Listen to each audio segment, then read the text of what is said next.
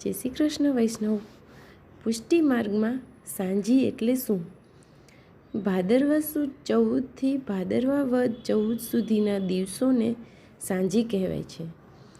અષ્ટસખા વ્રજભક્તો સાથે લીલા, બાળ લીલા અને કિશોર લીલાના દર્શન થાય છે.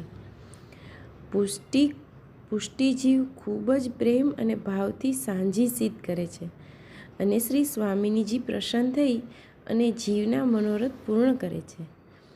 શાસ્ત્રમાં પૃથ્વીની પરિક્રમાને મોટું ફળ કહે છે. શ્રી વલ્લભે 3 વાર પૃથ્વીની પરિક્રમા કરી છે. પૃથ્વીની પરિક્રમા કરવાથી બધા તીર્થોની યાત્રાનું ફળ પ્રાપ્ત થાય છે. કલિયુગમાં બધા જીવ માટે પૃથ્વીની પરિક્રમા કદાચ શક્ય નથી. પુષ્ટિજીવ પર ખૂબ કૃપા કરીને શ્રી વલ્લભે આ સાંજીનો ભાવ પુષ્ટિ માર્ગમાં સેવાક્રમમાં કૃપારૂપથી બિરાજે છે. 12 મુખ્ય તીર્થ છે અને નાના નાના તીર્થ તેના અંગમાં આવી જાય છે. આ બધા તીર્થનું જ્ઞાન ના હોય અને કદાચ યાત્રાનું સામર્થ્ય કલિયુગમાં બધાને ના હોય, એ માટે સાંજીને સેવાક્રમમાં બિરાજે છે.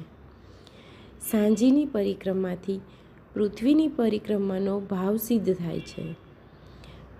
વદ 14ના દિવસે કોટની ભાવનાથી સાંજી સિદ્ધ થાય છે. તેમાં 7 સ્વર્ગ, સૂર્ય, આકાશ, ચંદ્ર, ભૂમંડળ, પર્વત, નદી, સમુદ્ર, પશુ, પક્ષી, મીન, નર, નારી, કલ્પવૃક્ષ, કામધેનુ અનેક નાના નાના ભાવ આવે છે. હવેલીમાં સાંજીના દર્શન કરી અને પરિક્રમા અવશ્ય રૂપથી કરવી જોઈએ અને દંડવત કરી અને ભાવપૂર્વક મનોરથ કરવાથી અલૌકિક કૃપા અવશ્ય પ્રાપ્ત થાય છે. શ્રી વલ્લભાધીશ કી જય.